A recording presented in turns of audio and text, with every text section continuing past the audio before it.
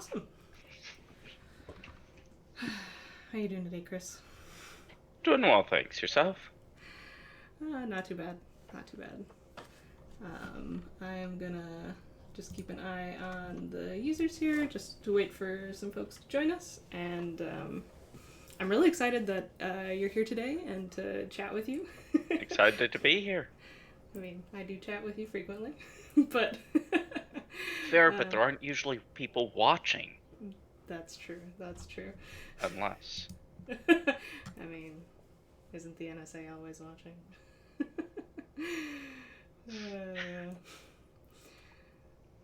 What do you? Okay, so and I think I'm gonna have to ask everybody. What do you think is your coherence time?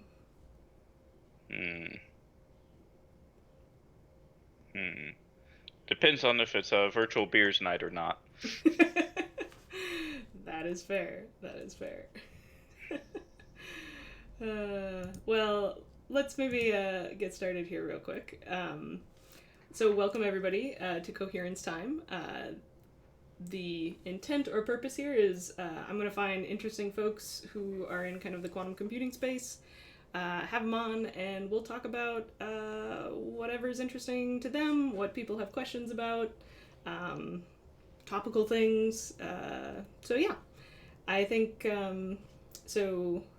And one other thing I do want to highlight is for this show and for the rest of this month, I will be running some fundraising for Black Girls Code. So you can see a little thingy down in the bottom that tracks the donations, and I can, I should put it in chat periodically, but I will put a link to the campaign in chat here real quick. And we will match everything that is donated as a part of this up to $500. So it's a great charity. It helps.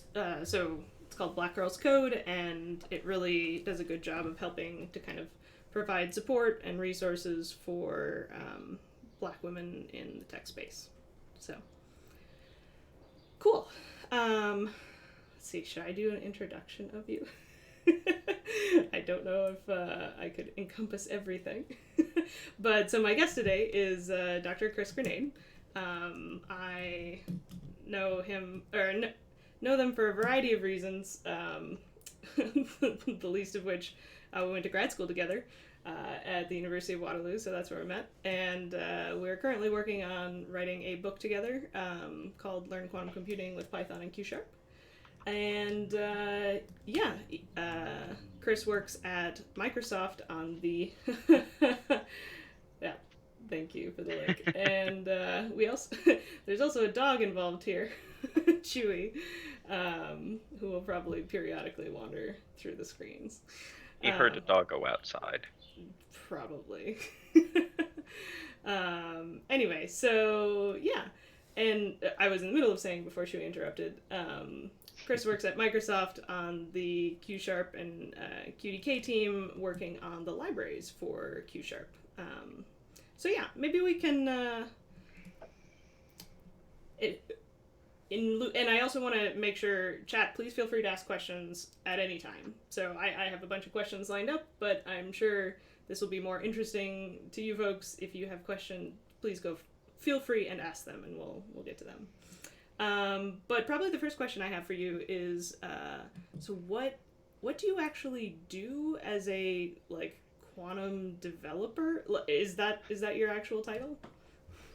So my title is Senior Research Software Development Engineer, which the main purpose of that title is to make sure it doesn't fit in any box, no matter how much room you give it. But no, all joking aside, what that really means is that I, as you mentioned, we both went to grad school together, so I come from a research background. And a large part of what I do is use software development skills to make it easier to do research and to bring ideas out of research into products like the Quantum Development Kit. So it really does go both ways in that. So my day-to-day is talking to people, learning what ideas are out there, trying to listen to feedback about how the quantum development kit libraries are used, what needs to be added to them, and trying to understand what ideas are coming out of research that could be really helpful um, in the libraries, trying to understand use cases out of research.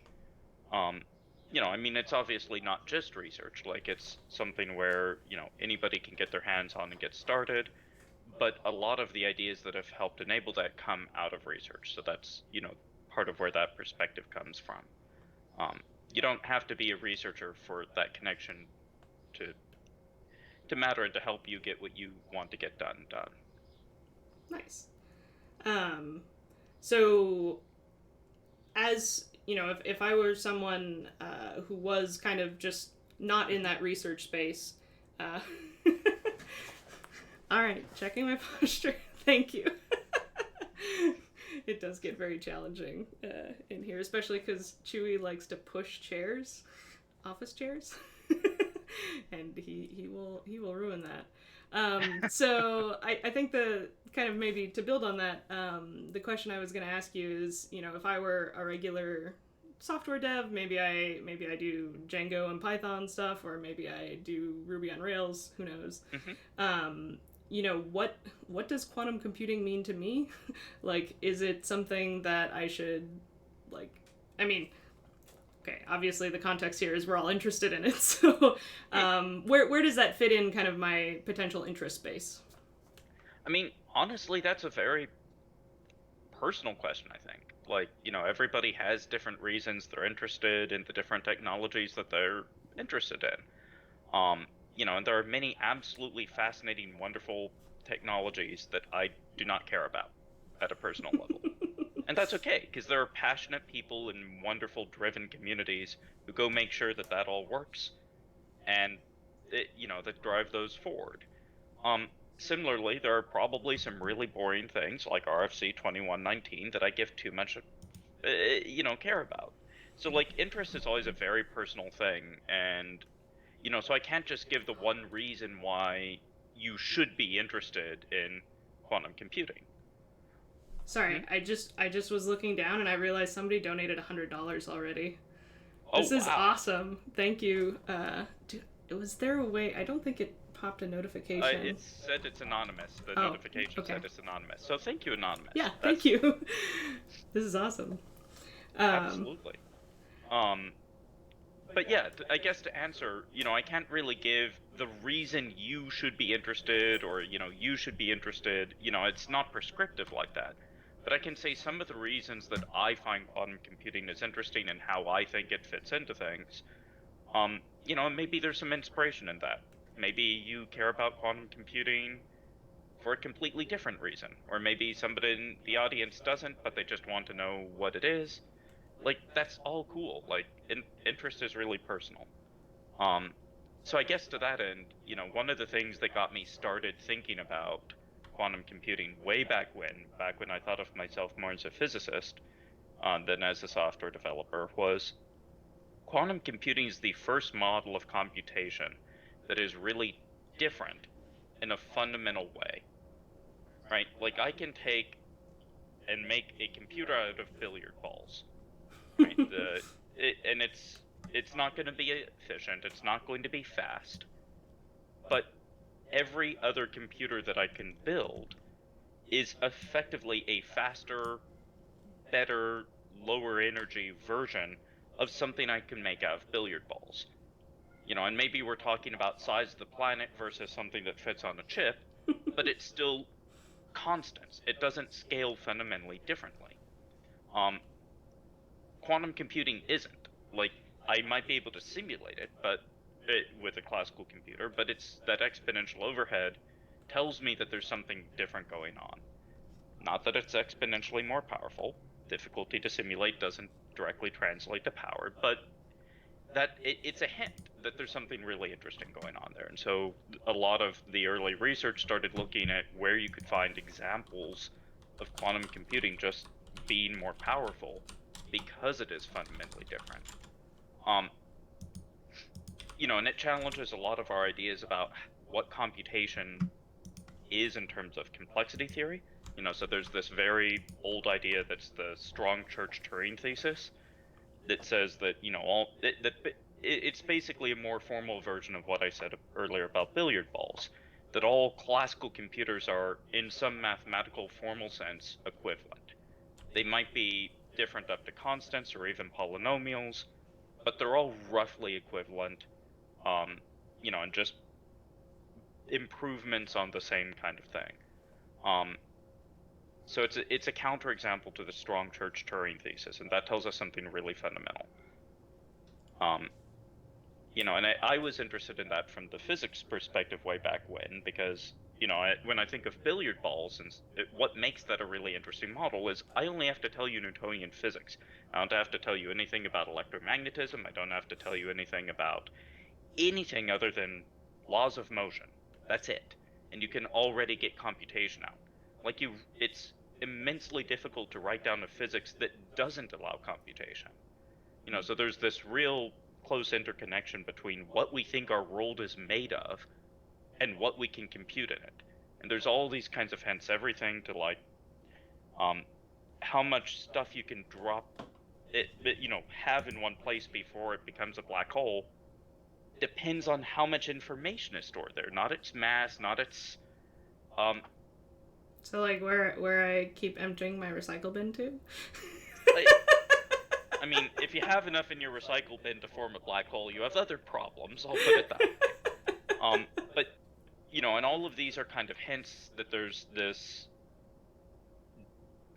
it, very deep connection between what kinds of computation are possible and laws that describe the universe. Oh, another $50. Well, Yeah. thank you for the Thank donation. you so That's much for the awesome. donation. Yeah. Um, yeah, just as a reminder, we will be matching up to our goal today. So, and we'll match it, and then Microsoft also matches it. So it'll actually be matched 2-1.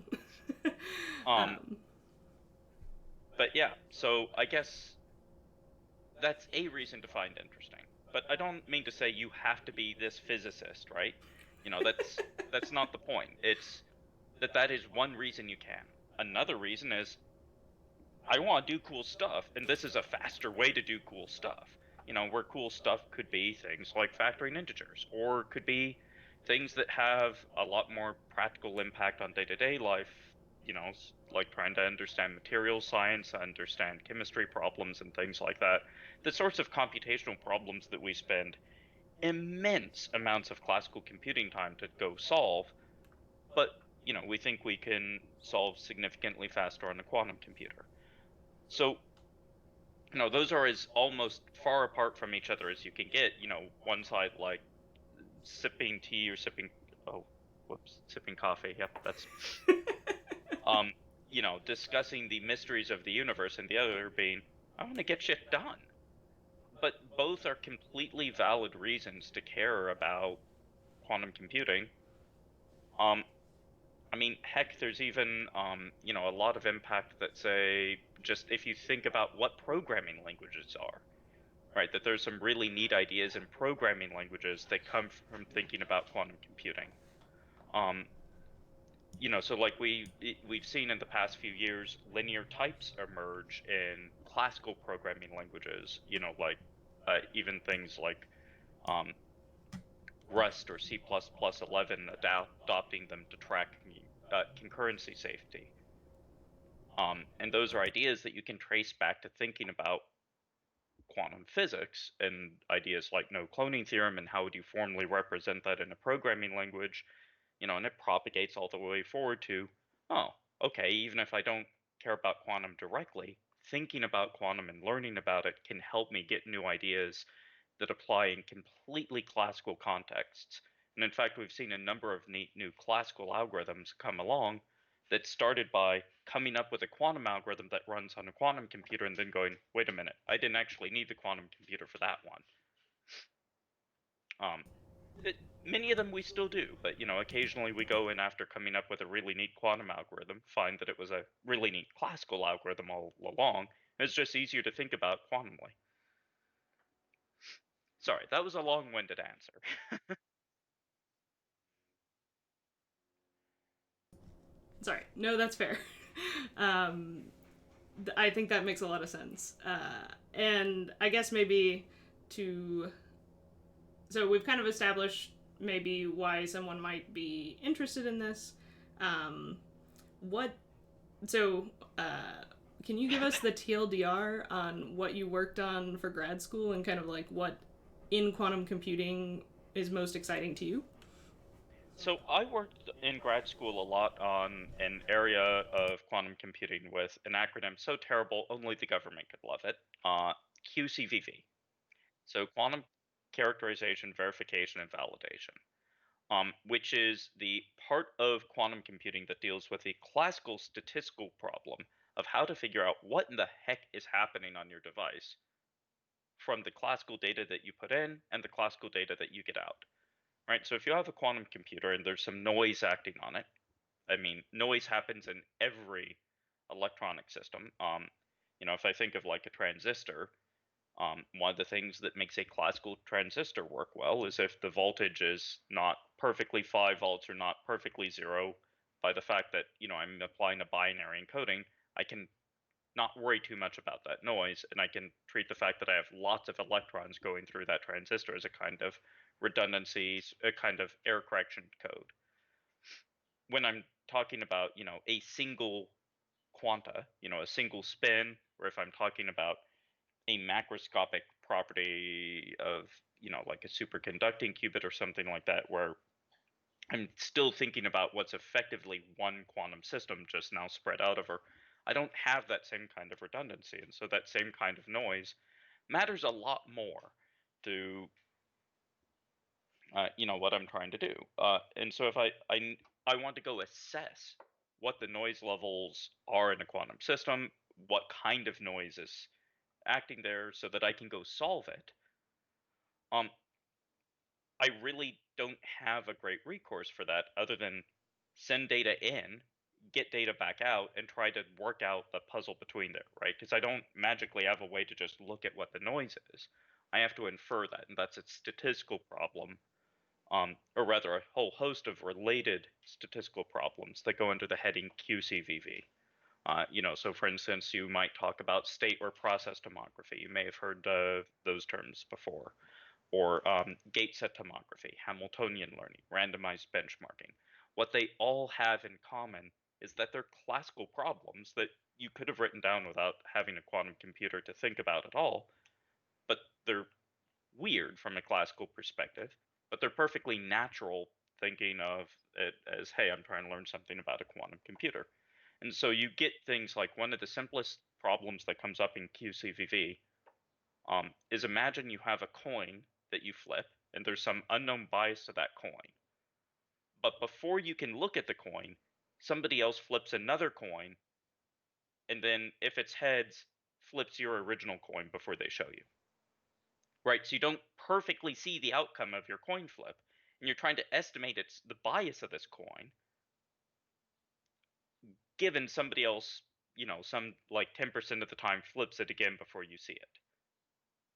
Right? And this is all I'm talking about are coins here. There's no qubits, there's no quantum system, and it's a really simple classical statistical problem that, as far as I'm aware, no one happened to write down until they were thinking, oh, hey, I have a noisy measurement of a noisy qubit. Right now, I have these two sources of noise that compose in this way. How do I work back out? Um, and there's a few gotchas. Like if I say I'm just going to take the number of heads I see, do a large number of flips, and assume that that all works out. If I say I saw 0 heads, therefore the probability of getting heads is 0, I've now made a definitive statement that getting a heads is impossible from a finite data record. And I'm sorry, there's no finite data record that should ever convince you in a statistical sense that something is impossible. So something went wrong here, right? I'm getting an infinity out of here. I'm getting a 0 out of here when I shouldn't. Um, so that's a point where thinking quantumly made us go back and think a little bit more about the classical stats. This comes into software dev, and that once you come up with new classical stats ideas to go use to study your quantum computer, doesn't do any bloody good unless you can actually go run them. So that involves writing software to do QCVV in practice on your actual device. And so that's a lot of what I did was working with collaborators on a project called QInfer to infer properties of quantum systems. Um, and what I really discovered out of that is I like doing research. I like doing research a lot. I like a lot more coming up with tools to help research go smoother. Because like every research effort, no matter how heroic or humble or whatever, hagiography you want to put around it, is ultimately that effort, right? Building tools to help research means you're not just working with your own brain, you're helping everybody out there who has research ideas of their own act on them more efficiently, right? I like that. I, You're not only using your own brain. if I'm trying to solve a research problem, I might think really hard about it with my one brain. But if I can go help everybody else think, 1% better by just getting, 1% of their annoyances out of the way so that they can focus on that thing that they care about, all right, there's a lot more thinking happening. So it's and that's a kind of perspective that I've brought to my work on the Q Sharp libraries, right? Like if I can put tools out there to make it easier to do research, easier to use research, even if you're not a researcher, easier to take ideas out of research and make them broadly available, then that's a lot more effective than me trying to, just think my way through every problem that's of interest, right? I mean, What has been your building favorite like library or kind of collaboration that you've worked on?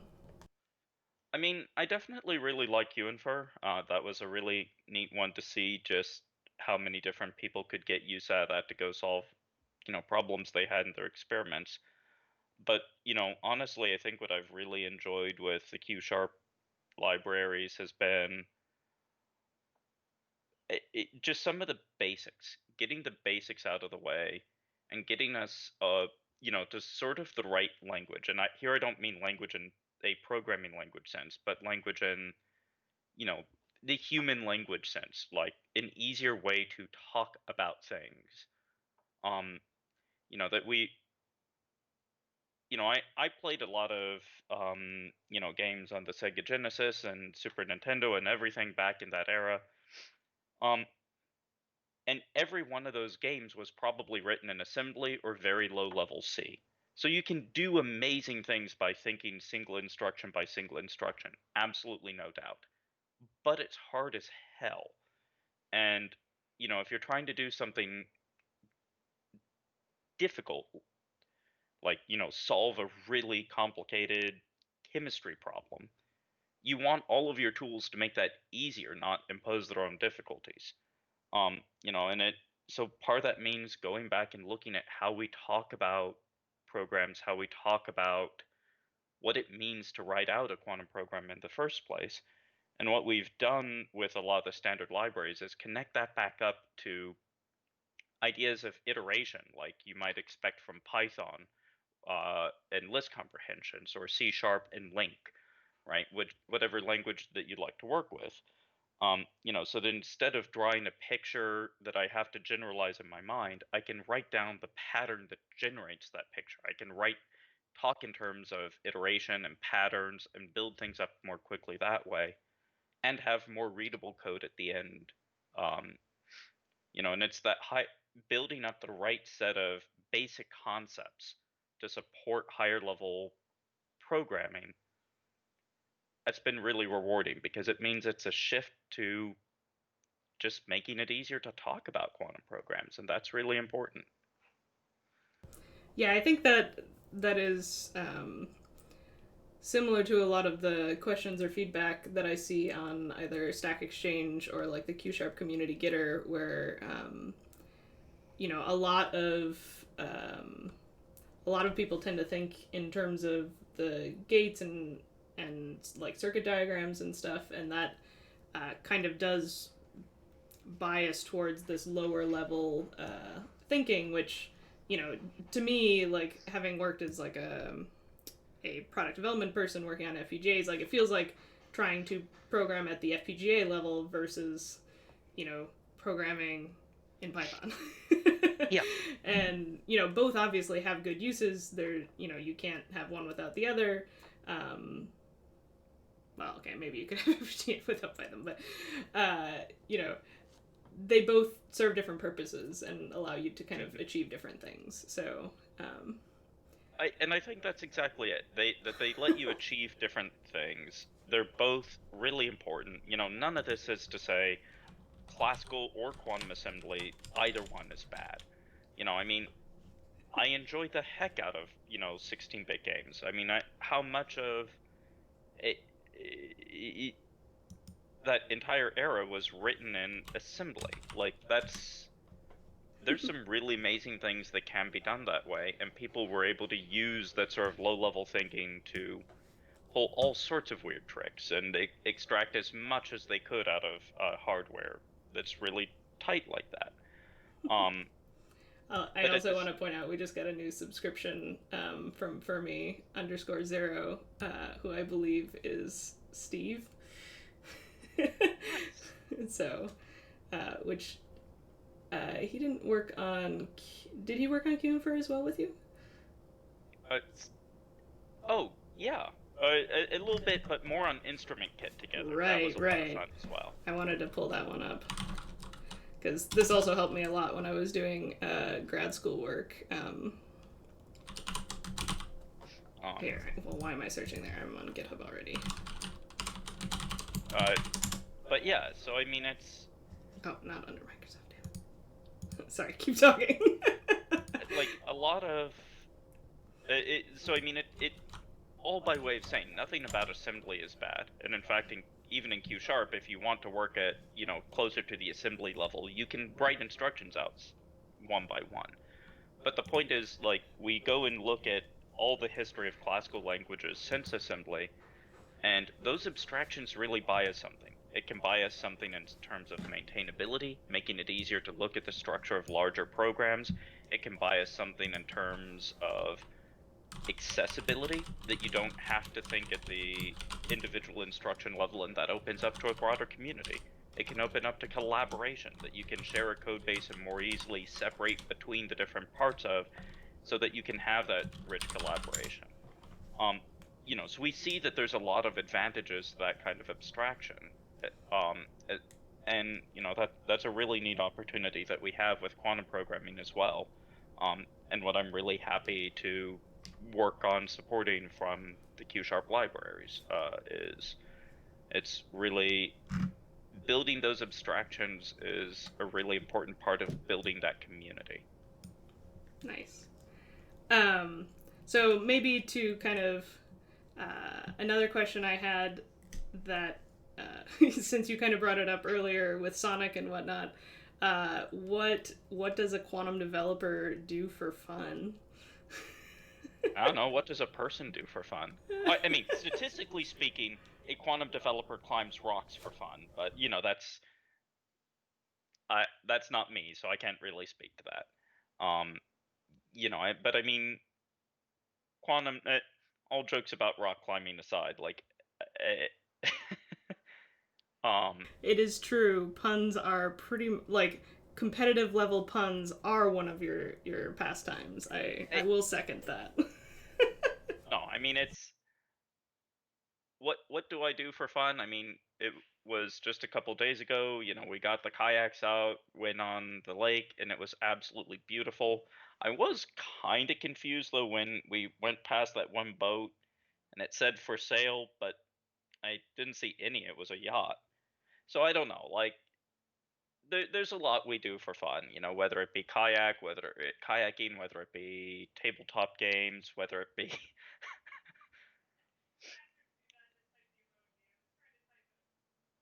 It's faster to do that than type an emoji. So.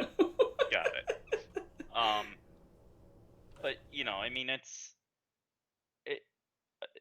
There's a lot of people who do go on hikes or climb rocks or write books, or I don't know. Like it. I don't think there is a single thing quantum developers do for fun. We're people. Fair. I wasn't trying to imply all quantum developers are the same. No, I know. I was giving you a chance to prove you're human. Fair. That occasionally does need some proving. Okay, fair enough. we we are is the question from chat. Ooh, rip. Well, that maybe brings us to something else that I kind of wanted to talk about a little bit here. It's been kind of in the news on and off for the last I don't know, I guess about a year for the quantum community. You were a part of publishing an open letter in Nature. Let me uh, pull it up here. But can you talk about like what the context for that was and um, like why that is important? So the letter was about condone or explaining why it is not a good idea to use the term quantum supremacy or other sorts of language that um, might exclude people from the quantum community. Yeah, and I mean, the community's a very important word for so much of this. Whenever we're building any sort of technology, wherever we're building any sort of system, right? We have to think about who's at the table building that, who's a part of the community that's building that and understanding how it gets used. We've seen, for instance, with machine learning, that there's a lot of casual racism embedded in machine learning algorithms. Not because somebody's sitting there as a mustache twirling villain saying, "How do I make this racist?" But we all have biases, we all have privileges, and there are actual bad actors who, even amongst that, So it's, um, I mean, I think often back to the um, really neat notebook page Bailey put together around this, where the goal was to come up with a credit scoring system that isn't racist using machine learning. And the moment you include zip codes into your input data source, game over. It's racist. It's racist as hell. Um, and so I mean that's an example of where making sure that the right perspectives are heard and included as we go and develop um, technologies isn't just the right thing to do. It's absolutely necessary to make sure that those technologies get developed in a responsible way. So part of that I think really means we need to always be aware of ways that we are excluding people from the community. And some of those can be very small ways, but these sorts of microaggressions add up into something big. And some of them can be big giant ways all on their own, without there being a pattern of microaggressions to them. Um, there's been a lot of discussion over the past few days around like the history of the term master in Git comes all the way back to master slave.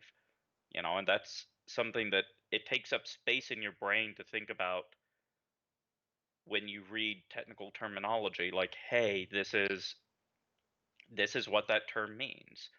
Um, and if you're, if you're black and given the immense uh, and violent racism in this country that so many of black members of the community have to deal with on an absolutely daily basis. Members that we've seen, ways that we've seen on violent display, especially in the past few weeks. It's that having another microaggression that brings it back into your brain. There are people who I we have a responsibility to use terminology that doesn't do that to our peers. Um, and I mean it's uh, the letter that you mentioned on quantum responsibility identifies one area where that's especially important in quantum computing, where we've used the term quantum supremacy to identify an interesting academic goal of showing that there exists at least one computational problem where we unambiguously have an advantage on a quantum device over a classical device. Where every I is dotted, every T is crossed, every little bit of um, overhead is accounted for, such that we have shown that this actually is an advantage and is a provable advantage, not just asymptotically, but all the constants worked out so that you can show, yes, there exists one. And if you can find for even one problem, then it's a really big leap to say, oh, that must have been the only one. Right? And so, like, the Yeah. whole idea of this sort of research program is it it's a neat way to do our due diligence about what we mean by quantum computing. But that term supremacy, like if you just search, on an in private window or an incognito window for supremacy and you have an IP address in the US, like most of the top hits are going to be about white supremacy. Because let's face it, we have a white supremacy problem in the United States. Our president regularly uses white supremacist language. Like we literally saw Nazi imagery being promoted by his reelection campaign as recently as yesterday. They took out 88 ads, first sentence of which being 14 words long, and if those numbers don't mean anything to you, first, uh, probably count yourself a little lucky. Second, I'm sorry, you've got some Google or Bing searching to do. But, um, we live in a world where white supremacy is a very real, existent problem, and that is one of the predominant uses of that term. And when we go and say, hey, this thing we're trying to do, this really cool thing we're trying to do, let's call it supremacy, it makes it sound like that kind of violence is a good thing. And it gives comfort to people who are enacting that violence. It shows that we are aligned with that kind of violence. And this isn't that part isn't academic. You can go and see like the InfoWars people and the 4chan people go and pick up on that kind of language. And it doesn't matter how innocuous we meant for it to be. It doesn't matter how, well, we didn't mean it that way, and if we look at the dictionary, it means something, you know, The no. old Webster defense. Yeah, and it doesn't matter if we didn't try to do harm, because we're doing harm with that. I mean, part of intent isn't dismissing harm. Intent means when you do harm, because you will. We're acting, you know, the whole quantum computing community, we're very well funded, right? There's a lot of support given to our field. It gets a lot of attention, and in some ways, that's a really wonderful thing. But it means that we have a disproportionate impact, and our choices have a disproportionate impact. And, if we're not careful about that, we can cause harm. I mean, just the same as if on an individual basis, due to my privilege, I cause harm, then if I have good intent, that means I need to listen when people tell me that there's harm done, and I need to act to heal that harm, and I need to learn to not do that harm again. Good intent isn't a magic wand that makes that harm go away. Good intent is how you heal the harm and do better next time. I don't care for the purpose of understanding what harm has been done, what intent there was behind it. That never enters into the equation when you're trying to understand what harm is done. And so that letter was trying to point out that that sort of racist terminology aligns with racists, aligns with more than individual racists, though, that system of violent racism. And that's wrong. That causes harm, and we can stop it. We don't have to do that. We can choose a different term. You know what I mean?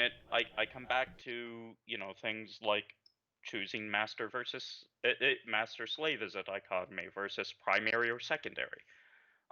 I mean, primary and secondary even tell you more. Like, it tells you what the actual role in that technical protocol is.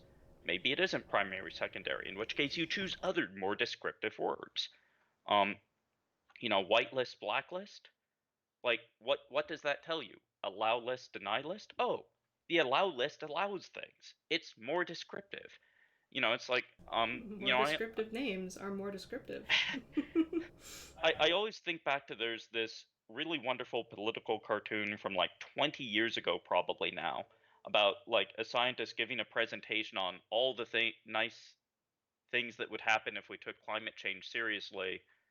And then, somebody raising their hand like, what if climate change isn't real and we've done all these wonderful things for no reason?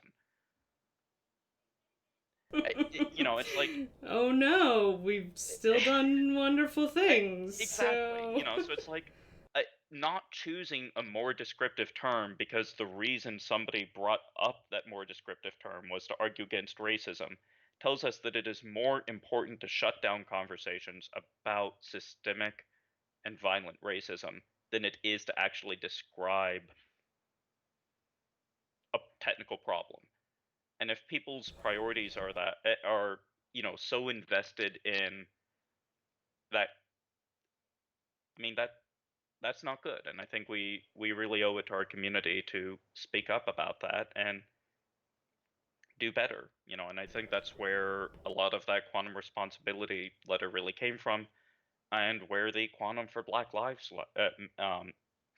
letter comes in. That we've seen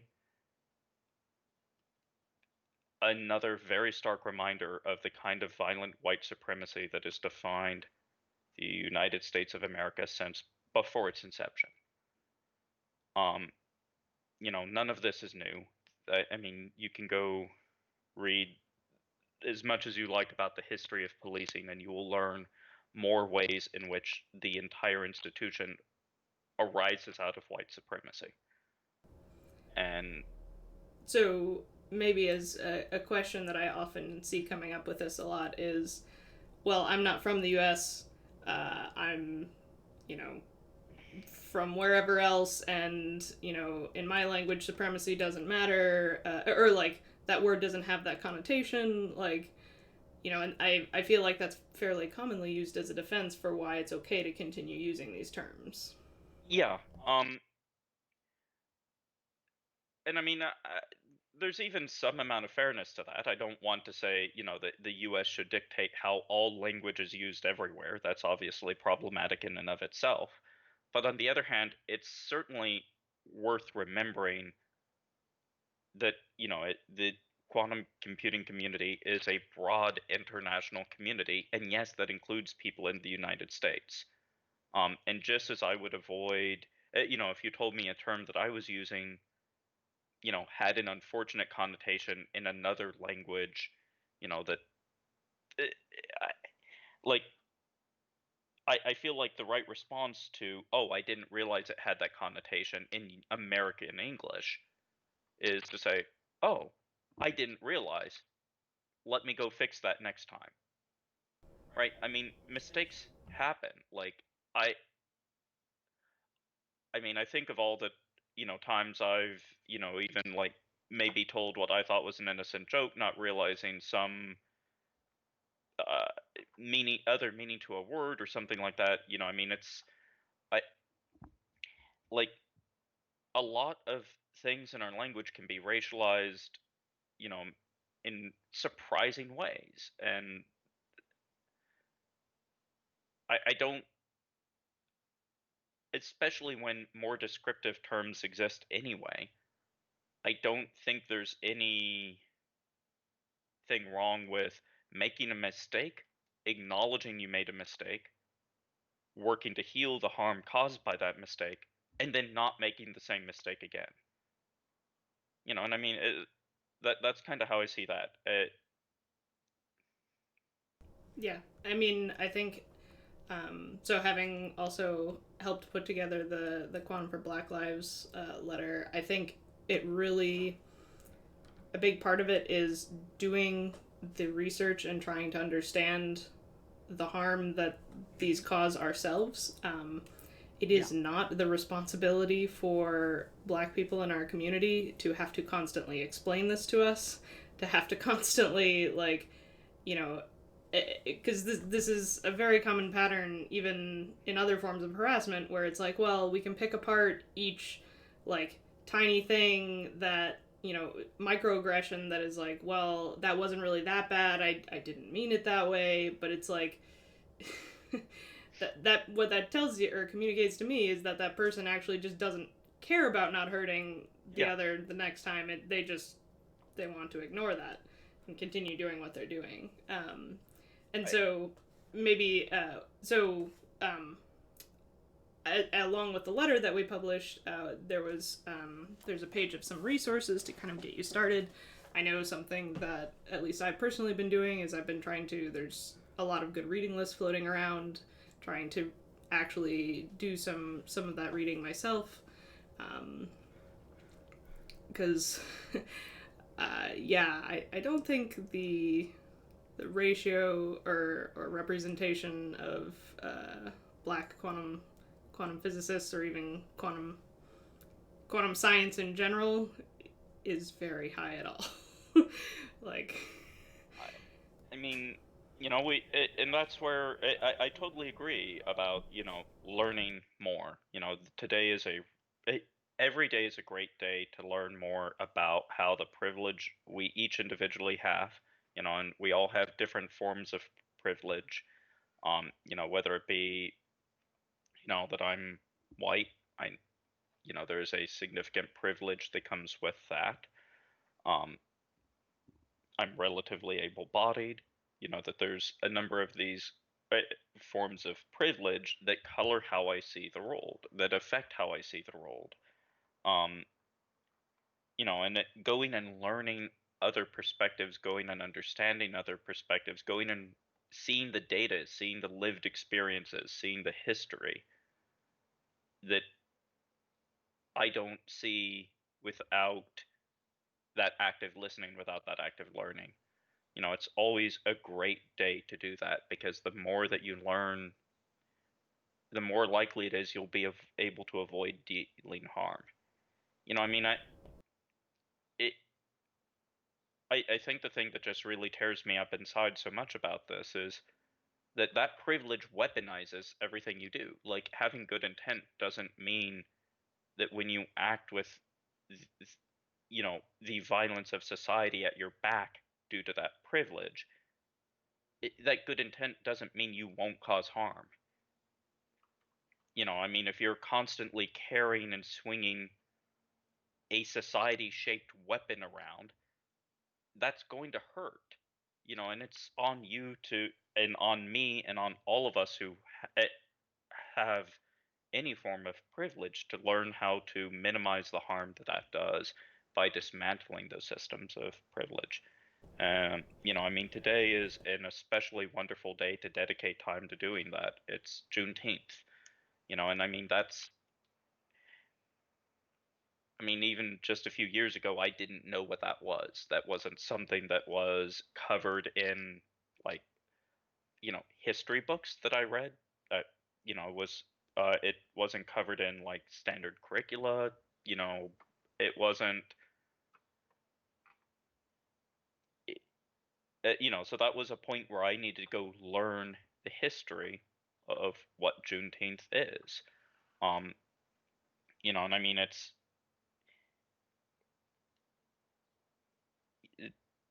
I it's never a bad day to go learn how to be more responsible with the power that society puts behind every action that you take. The horrid power that it puts behind. I did put a link to, so speaking of the Juneteenth stuff, I saw floating around on Twitter quite frequently today. There's like a 2-day conference, so today was one of them, but it also continues tomorrow, called Juneteenth University. And it actually, the idea is that you can attend and listen to the talks, and all the donations to the event actually go to all the speakers, which are mostly people of color in different research areas, from social science to history, people who are relevant speakers for the topic. So um, I think I might try to attend tomorrow as well, or attend tomorrow. But yeah, no, there's a lot of good resources that are being Mm. circulated, especially today. But as you say, any day is a good day to actually do your part to It, actually dismantle the privilege. the way I thought of it this morning is, if we're all like a lot of us are in tech. If you're Mm-hmm. not in tech, welcome. Glad to have you on board. Um, but a lot of us in tech have this particular form of annoyance, right? Of when you get a question and it's a fair question, it's a good question, but you've already answered it in the docs that you wrote, and somebody just needed to go search for it or go read the docs. And I mean, there's some unfortunate gatekeeping around like RTFM, but What? it's read the manual, Ah, gotcha. right?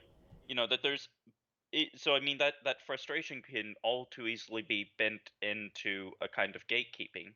But at the end of the day, it's a frustration because it keeps happening.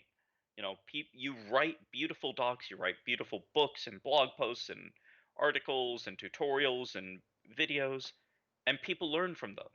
But you don't see immediately the people who go and actually have used that because, somebody comes along and they ask something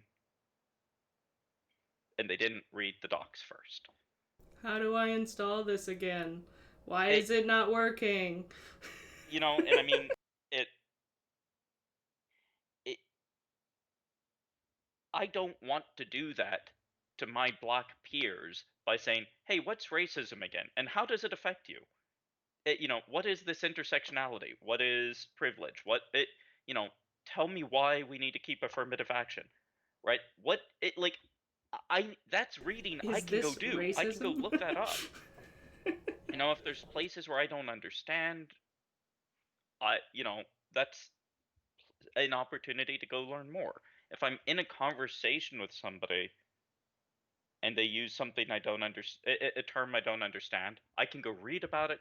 I can even have that discussion, but I can't put a demand on somebody's time to say, you take time out of your day to educate me about the ways that my privilege is harming you. I mean, that's screwed up. And so I trying to spend a lot of time today, I mean, trying to spend a lot of time every day, but especially today, doing my part to RTFM, right? And there's a lot of good books that are that we put together for the It thanks. is a really good analogy. Like he legitimately thought about this, figured this one out this morning, and I think it is so perfect because that feeling of like, why did they not read the docs? Like literally I have an FAQ, I have a note, like exactly this question. Had they even bothered even half an ounce, they would have found it and they wouldn't have asked me this question. But there's entire research departments around race studies and understanding the dynamics of this stuff. Mm-hmm. I mean, it's because there's a lot to unpack there. There's always more to learn and always more to understand. And people spend inordinate amount of their lives making it easier to understand by writing books and articles. I mean, one of the ones that just really I there are many other really good ones, but one that hit for me personally was The Case for Reparations. It's a fairly long article by Ta-Nehisi Coates. But what really struck me about it was what Coates argued wasn't that reparations are due for the history of slavery in the United States, but that reparations are due not only for that, but for everything that has happened since. Like racism didn't end with the end of slavery. I mean, slavery itself didn't end with the end of slavery. That's what the 13th Amendment is all about. So it was that shift in perspective and, reading the docs and understanding the argument being made about reparations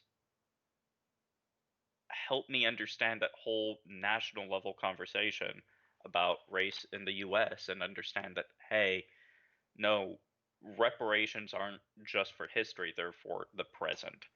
And here's why that's so important. Makes a lot of sense. Um, we did get a question in chat about the, I'm gonna guess, EK91 protocol. Eckert? Yeah, so a QKD protocol in the samples. Um, I could leave it to Chris, but like, what would I be? I don't think we have an Eckert 91 demonstration at the Mm. moment. That would be a great thing to contribute or to write on your own. I mean, Mm-hmm. lots of different things. It. I mean, we try to cover a lot in the samples. We can't cover everything, unfortunately, and that means there are plenty of really interesting, wonderful examples of quantum computing and quantum information in general that aren't covered. Um, there's and we're always looking for more contributions or for you to go write about it yourself and share that excitement with the rest of the community. So that there's always Yeah. And that would be a great project if that's something you want to contribute. Obviously, contributing directly back to the samples. Another resource I can point out that might be useful is Q Sharp Community. So that's basically a group where we work on code that isn't maybe quite ready for prime time as a part of the actual like QDK, or maybe is a little bit yeah, contributions. um, but yeah, so like for example, one of the things we're currently working on in Q Sharp Community is a library for QRAM, or quantum memory for a quantum computer, as like a library that you can then use in Q Sharp. So let me put some links here. So I also put a link to the repo where all those samples come from, so you can see that's where QDK yeah. Yep, and I also linked to the samples browser as well. So Oh, like nice. there's a nice kind of like UI as a part of the docs.microsoft.com that will actually kind of like allow you to view all the samples as well. Or you can, from the repo that Chris linked to, you can just clone them and run them yourself if you're interested. So yeah, maybe trying to wrap up here with some more interesting like Q sharp related things. Is there anything you can, so like we talked a little bit about stuff that you're excited about that you've been working on in libraries. Is there anything that you want to promote or that you might be excited about, a PR you want people to help with? Because one of the cool things about the quantum development kit is it's all in open source. So if you want to see like what everybody's working on, it's all there. I mean, I know I get a lot of joy out of reading my GitHub notifications in the morning to see, like, when we work on stuff. I'm actually working, so if you want to see some more quantum programming, tomorrow at noon Pacific, I'll be working with Bettina Heim, who's one of the compiler folks who wrote the compiler for Q Sharp and still runs that team. And we're going to be working on some extensions for the Q Sharp compiler to do some cool docs, like stripping code samples to turn them into unit tests from the docs. But like, I know she's been adding stuff in public as the features we need for tomorrow. So what would you like people to look at, help with, get excited about? So we always discuss API design changes and improvements and additions on the Quantum Libraries repo. Mm-hmm. And having more perspective always helps there, right? Like, Mm. so if you see an API design discussion going on and there's something that doesn't quite feel right about it, say that, right? And that really helps us get the feedback we need to go and make the most consistent and usable APIs we can. I think the other thing that I'd promote isn't strictly like a PR or something like that, but just I want to take a moment to like highlight one of my favorite things about Q Sharp as a language, Sure, yeah, is yeah. it came out of thinking about quantum computing and what we need to do for that. But so kind of one of the surprising things to me is how much easier that's made some of the classical development in Q Sharp. Um, I mean, all the pre-processing, feedback, post-processing, that's all classical logic, and that's happening in the same language. Um, but in order to make adjoint ability, so that's reversing a quantum operation, work correctly, you really need immutability. So like more than just about any other um, language outside of pure functional languages, Q Sharp has a lot of immutability. So like every array is immutable, every tuple is immutable. Uh, it, variables, if I set an item in an array, what that means is I've made a new array that's different by one item and assigned it back to a variable, right? Um, and that makes programming so much easier. I don't even know where to start. Like, I don't have to think about tracking all these classical side effects all throughout the program. I don't have to think about, well, did this pointer alias this pointer or something like that. It's very safe and it's very declarative, and it means things like setting an array item are just an expression, and I can chain that with other expressions. Say I want to change two items in an array, then I change them both, and that's a single expression. Like, I don't need to have that be a whole statement and then think about the effect that has, have a second statement, think about the right. And so it just reduces the cognitive load so much that it's made it really easy to do the classical programming that's a part of building quantum applications. Um, and it's always a point where that's surprising to people when they first see it. So, but I think there's a lot to really love there. And, if I could promote anything, it's go check out like why some of the design decisions around Q Sharp are the way they are and how neat that is, even if you don't care about quantum programming. There, uh, was Alan the one who wrote a blog post about that? Or. So Alan wrote a wonderful post about why we need Q Sharp at all. He even used the phrase TLDR to open it up. Okay, I'll read it then. Um, the TLDR was because we want to write quantum algorithms, not circuits. Makes sense. Bettina did write a post about arrays in Q Sharp with, I believe, the 0.3 release of the QDK that came in. So, I mean, but there's a lot of things like the way for loops work or the way arrays work and everything like that that's designed to make adjointability and controlled operations work well in a quantum program, but that are also just really neat designs for classical programming as well. So like when I was writing the samples for the quantum machine learning library when we put out, I started by doing the pre-processing of the different features for the half moon sample in C sharp. And then I gave up and wrote it in Q sharp, and it turned out to be like 20 lines shorter. And none of Right. that's to say C sharp's a bad language. C sharp's a great language for many things. But it just, for the particular task I was doing there, pre-processing samples for a machine learning library, that wound up being a lot easier in Q sharp. And it came down to that arrays are so much easier to use in Q sharp than they are in C sharp. But Yeah, no, that's awesome to know, and I think having some kind of perspectives like that, showing, I mean, both like Q Sharp is, it's not just a package or something, like it's a full new language that yeah, implements not only quantum things but also classical things. like Like you're you, never going to write file IO or anything like that. It's to, borrow what you've said a number of times, Sarah. It's it meant to be used like an accelerator, right? So like, mm-hmm. but the classical logic that goes on to pre-process, interact with your quantum device on, so to do measurement adaptivity, things like that. Q Sharp's great for that. Sweet. Well, I think we've just slightly exceeded our hour mark here, but I wanted to thank you so much for hanging out with us, Chris, and thanks everybody in chat for hanging out with us. Hopefully you learned something interesting, or have something that you want to dive into after this. Thanks for hanging out, Steve. Good to see you again.